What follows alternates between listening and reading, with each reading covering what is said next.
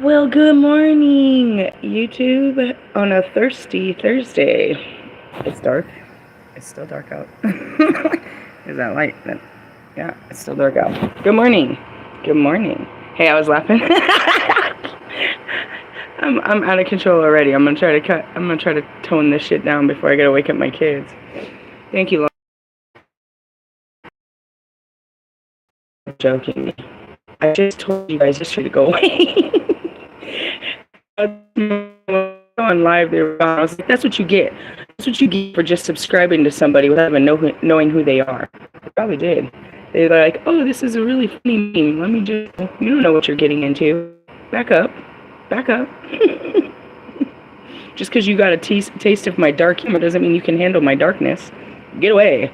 That's probably what it was. They're like, they watched the witch video. They're like, oh shit, she really is a witch. Yes, I am. Go away. Alright, anybody else? What's up? It's me, the High Priestess Phoenix.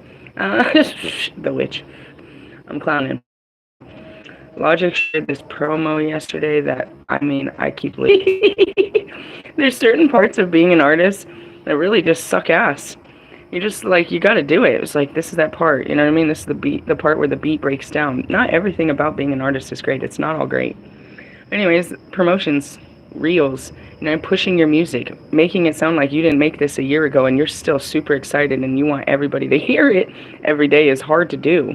It's hard to be excited every day about it.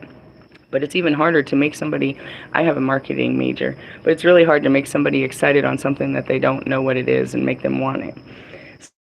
So it's really funny, like, he did this, you know, all these, promo means he's, he's marketing his product.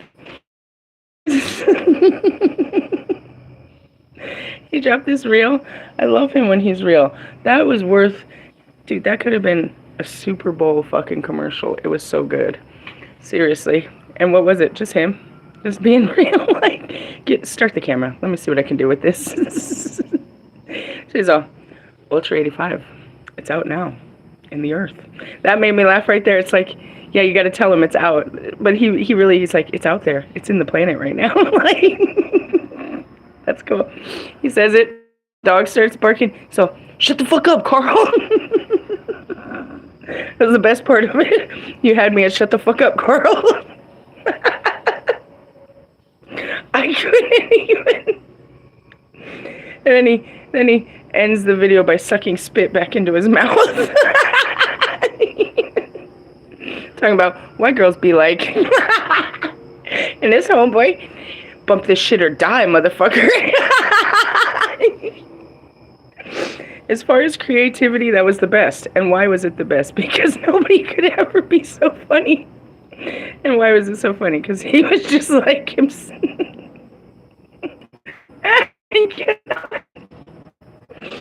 Being yourself is so much better than being anything else. I mean, yeah, you could be something else, but when you're yourself, you're hilarious. Whoever you are. You being yourself is what everybody wants. They want that so bad. That was good. Shut the fuck up, Carl. That's my dog. He's barking. I love him. I don't know. I mean, unless you don't curse, I feel like all of us say that to the dog. Shut the fuck up, man. I feel like that's an appropriate way to talk to your dog. Then again, we come from a different household. Hold your house together. Shut the fuck up. I'm trying. Bump this shit or die. It was the best. That was the best. I really love you. Thank you for that moment in time. Oh, man. And then I shared a reel this morning about those two guys. I told you, those two guys, when they started laughing like that, I have no idea where that video came from. But I will share every meme of those two guys laughing because that is me. Like, I can't stop. Help me.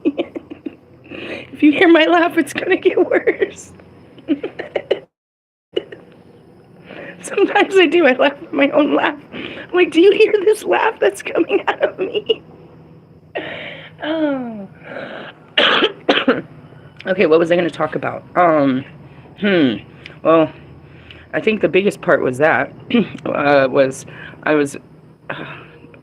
I mean, not his video. I'm not promoting his, I don't know, it's on the album. promote the guy, bro. That's what's up to you.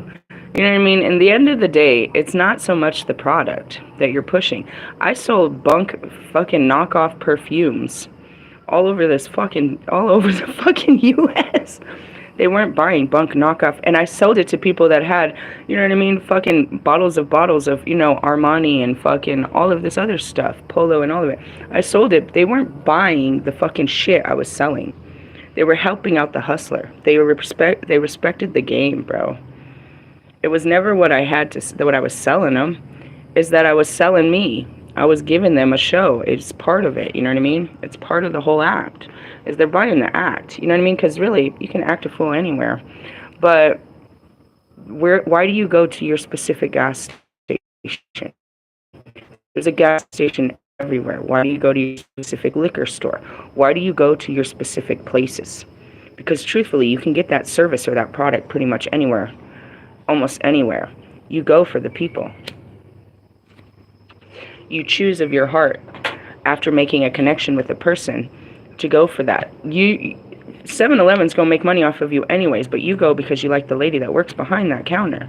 You like that lady. That's your lady. That's your morning lady. I have all these kind of people, and I tell them, I love you. I say it to all these strangers. You know what I mean? I know the girls that work at the gas stations. I know who's where. Those are my peoples. I'll go when they're there because those are my peoples. It's not about the business, and that's why it's so important to have good people.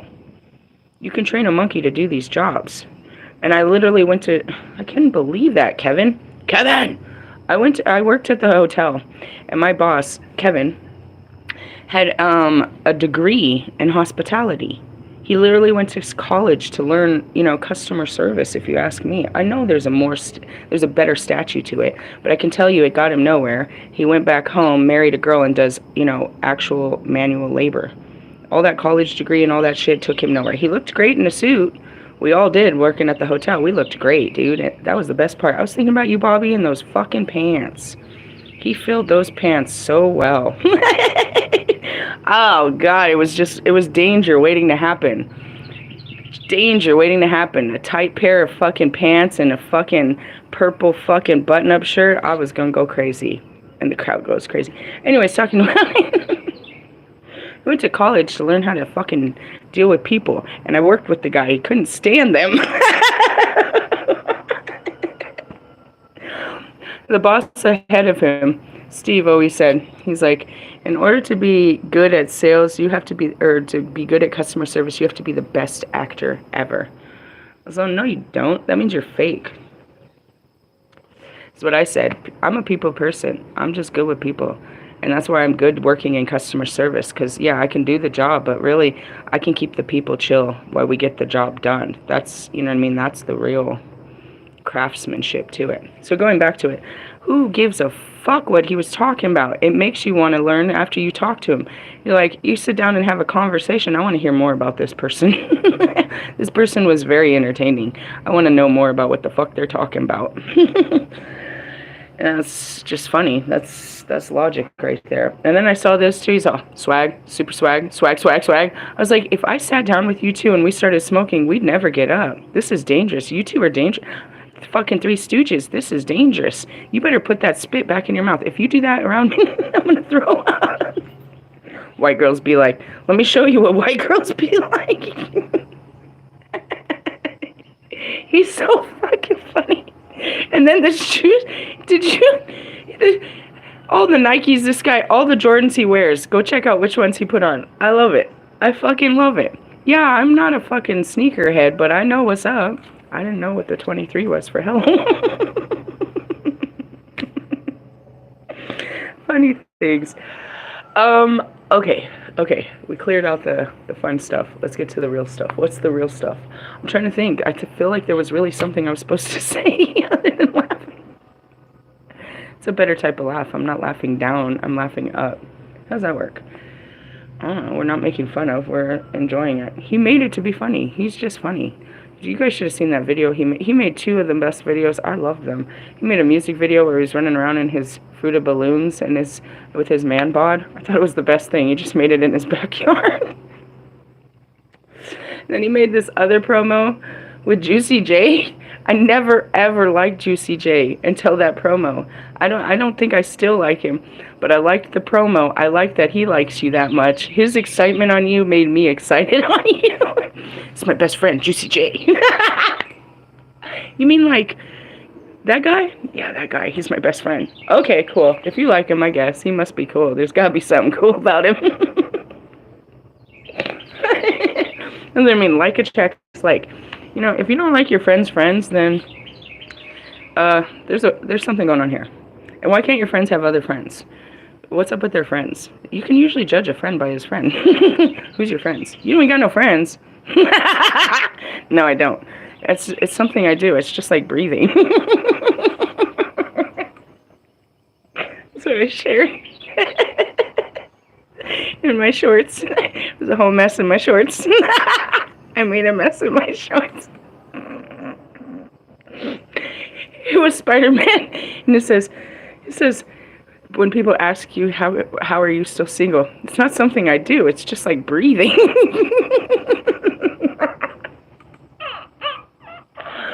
And I thought about the video last week. I was trying to make a friend, but I was making fun of all of the people I try to make friends with. You're not making friends, you're making fun. It is fun. Isn't that what friends are for? No. According to God, I'm not. I don't know. He doesn't have a problem with me. I just feel like I gotta try something else. Him and the entire universe find me extremely entertaining, and probably anybody else that's listening. But it's not working. Go love a guy. What the fuck are you making me do this time? And with this idea, it's gonna work. I can't stand you, God. Mr. Plum came back from church last night. There we go. Let's talk about something worth talking about. They started Ecclesiastes chapter 7, verse 8. And he pulled it out like he was going to read it to me. And we went way off the deep end. But all I saw, because he's got this really big writing in his scriptures, it's like that big old writing. You remember those phones they made with the big numbers for the old people? That's what I need for my big fat fingers. You ever see my typos? They're terrible. Most of them are me. It really is, unless it says ducking. I wasn't ducking shit.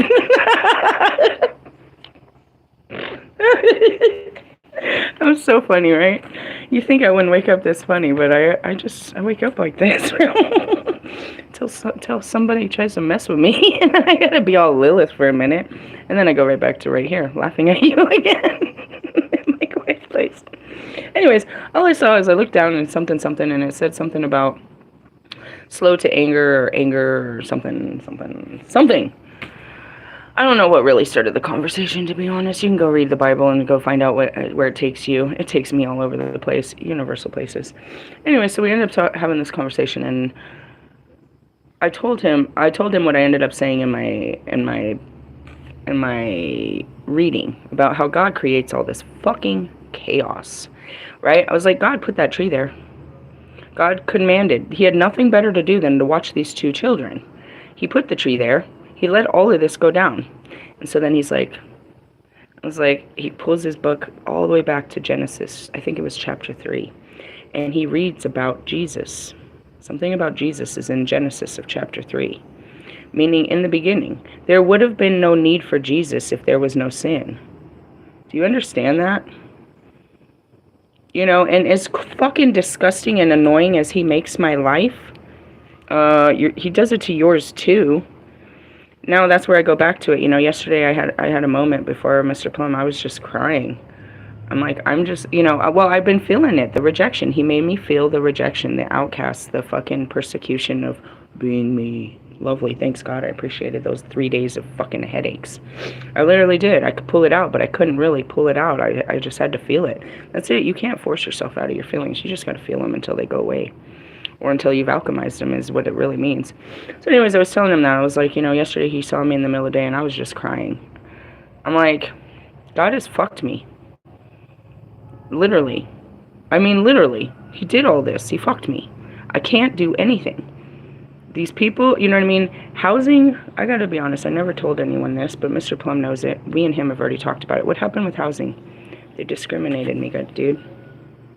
I did it to myself by telling them I was a priestess, but yeah, that's what happened.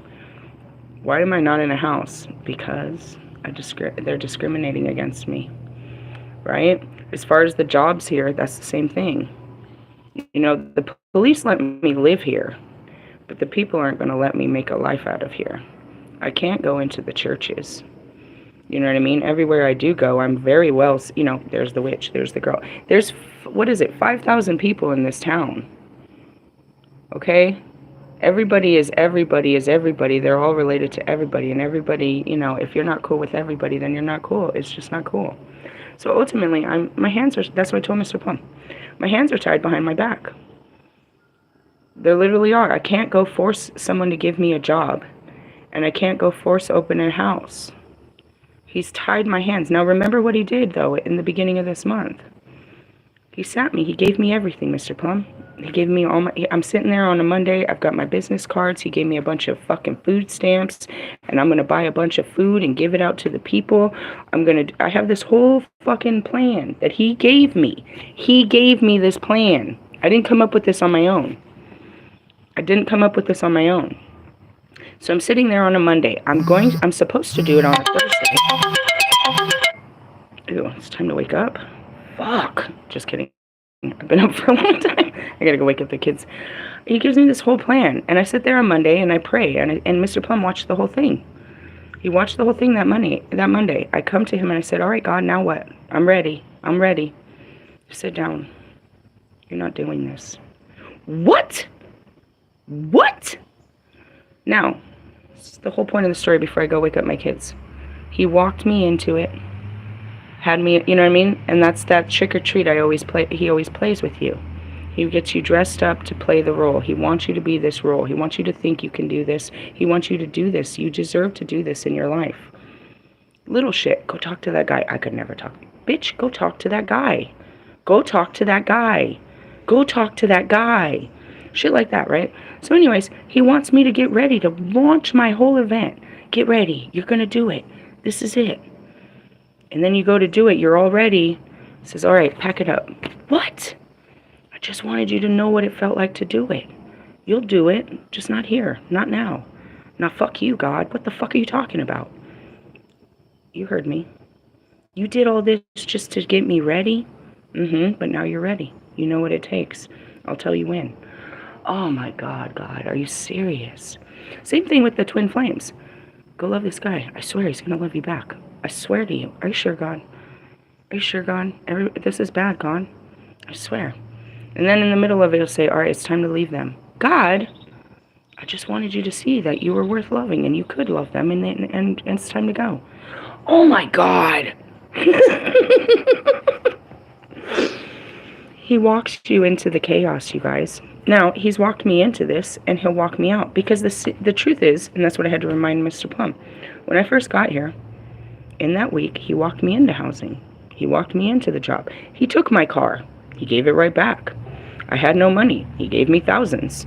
He gave me that job. It was all in my head. I had a thought, you know what would be a good job?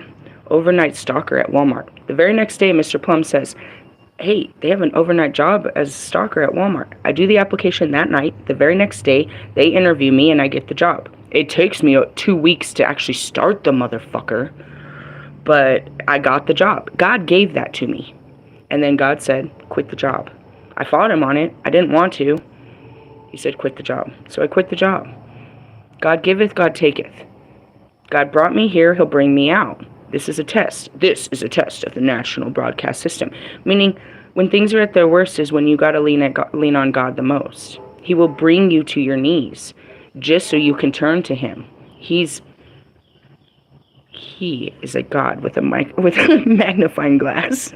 As I saw, he's got a magnifying glass, and we're all little ants. In the sense of, he creates all the madness in your life. As I said, he brings temptation. Where did that pretty girl come from? God. God wants to see if you have self-control. God wants to see if you can control your thoughts and your emotions and your feelings.